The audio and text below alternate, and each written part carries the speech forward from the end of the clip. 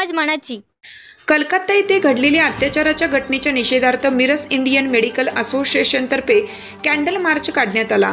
यामध्ये Indian medical असोसिएशनचे मिरज शाखेचे अध्यक्ष डॉक्टर रविकांत पाटील, उपाध्यक्ष डॉक्टर रियाज मुजावर, सचिव डॉक्टर हर्षल कुलकर्णी, डॉक्टर जीवन माळी आदी पदाधिकाऱ्यांसह ज्येष्ठ doctor Vinod Paramshetti, doctor DS Takle, doctor Shirish Chavan, doctor Ashok Kulkarni, doctor Shashikant Dorkar, doctor Patwardhan, doctor Chandrashekhar Halingale, doctor Yogesh Jamge, doctor Amay Kulkarni, doctor Ashok Mali, doctor Sandeep Deval, doctor Shabana Mujawar, doctor Sakshi Patil, doctor Deepti Kulkarni, doctor Nargis Sayyed, जिल्हा फार्मासिस्ट असोसिएशनचे अध्यक्ष विशाल दुर्गाडे, गणेश चौंदीकर, वंचित बहुजन आघाडीचे युवक प्रदेशाध्यक्ष इंद्रजित घाटे, सामाजिक कार्यकर्ते गजेंद्र कुल्लोळी, धनंजय भिसे, जहीर मुजावर, सदाशिव मखदूम यांच्यासह डॉक्टर, वैद्यकीय कर्मचारी, वैद्यकीय महाविद्यालयाचे विद्यार्थी, नर्सिंग कर्मचारी शेकडोंच्या संख्येने सहभागी झाले होते।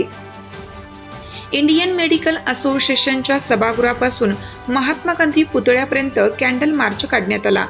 यावेळी पोलीस बंदोबस्त ठेवण्यात आला होता।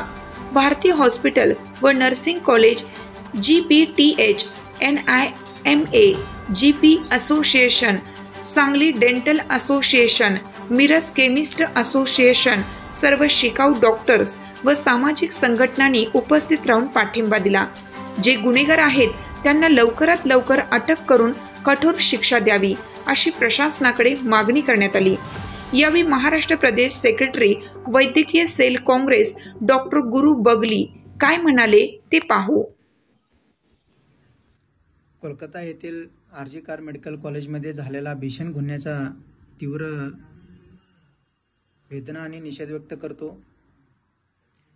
जिथं एका तरुण वैद्यकीय विद्यार्थिनीवर क्रूरपणे बलात्कार करून तिचा हत्या करण्यात आली होती।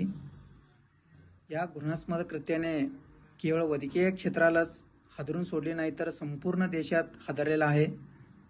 हा क्रूर गुन्हा विद्यार्थ्यांसाठी सुरक्षितता आणि सुरक्षिततेच्या समस्येवर लक्ष देण्याची तातडीने गरज आहे।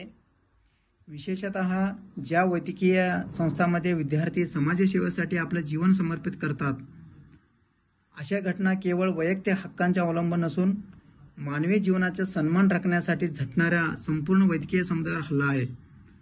तर या घटनेचा मी पूर्णपणे निषेध करतो आणि सरकारकडे एवढंच विनंती करतो की लवकरात लवकर दोषीवर योग्य ती कारवाई व्हायलाच पाहिजे आणि पीडित महिलेला न्याय मिळाला पाहिजे।